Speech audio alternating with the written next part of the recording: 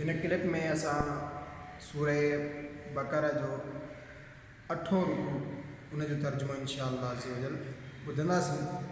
बिस्मिल्लाहिर्रहमानिर्रहीम। बेशक ईमान वारनि पिण यहूदियुनि ऐं नसारनि ऐं सितारा पूजींदड़नि मां जिन सच्चे दिल सां अल्लाह ऐं क़यामत जे ॾींहं ते ईमान आंदो ऐं चङा कम कया, उन्हनि जो अजर संदन पालणहार वटि आहे। न उन्हनि खे को डपु ऐं न उहे ग़मगीन थींदा।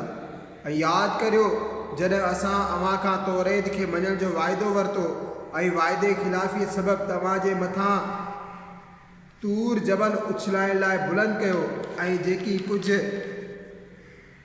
असां अव्हांखे ॾियूं था उनखे मज़बूती सां वठो ऐं उन जा मज़मून यादि करियो, हिन उम्मीद ते त तव्हांखे परहेज़गारी मिले, पोइ उन बाद तव्हां फिरी विया। सो जेकॾहिं अल्लाह जो फज़ल ऐं उनजी रहमत अव्हां ते न हुजे हा त अव्हां नुक़सान वारनि मां थी वञो हा। ऐं बेशक तव्हांखे मालूम आहे त अव्हां मां उहे जिन छंछर जे ॾींहं में ज़्यादती कई, पोइ असां उन्हनि खे फ़रमायो त फिटकारियल बांदर थी वञो। पोइ असां हिन शहर जो ई वाक़ियो उन ज़माने वारनि ऐं पोयनि क़ौमुनि जे लाइ इबरत कयो ऐं परहेज़गारनि जे लाइ नसीहत कयोसीं। ऐं यादि करियो जॾहिं मूसा पंहिंजी क़ौम खे फ़रमायो, बेशक ख़ुदा तव्हांखे हिकु ढॻीअ जे कुहण जो हुकुम करे थो। चयऊं, छा तूं असांखे मस्ख़रो बनाई थो? चयाईं त आऊं अल्लाह खां पनाह थो घुरां जो जाहिलनि मां थियां। चयऊं, पंहिंजे पालणहार खां दुआ घुर, असांखे ॿुधाए त उहा ढॻी कहिड़ी आहे। चयाईं, बेशक उहो फ़रमाए थो त उहा हिकु ढॻी आहे जेका न पोढ़ी ऐं न गाबी आहे, बल्कि उन्हनि ॿिन्ही जे दरमियान आहे। पोइ जंहिंजो अव्हांखे हुकुम थिए सो करियो।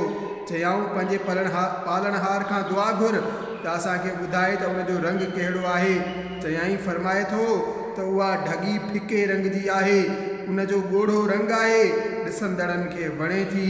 चयाऊं, पंहिंजे पालणहार खां दुआ घुर त असांखे साफ़ साफ़ ॿुधाए त उहा ढॻी कहिड़ी आहे।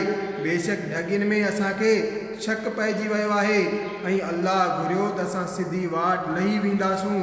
चयाईं, उहो फ़रमाए थो त उहा हिकु ढॻी आहे जंहिंखां न ज़मीन खेड़ण ऐं न खेती खे पाणी पियारण जी ख़िदमत वरिती वञे थी, बेऐब आहे, जंहिंमें को दाग न आहे। चयाऊं, हाणे ठीकु ॻाल्हि कई अथई। पोइ उनखे कुठाऊं ऐं दर हक़ीक़त ज़बह करण खे वेझा ई न हुआ।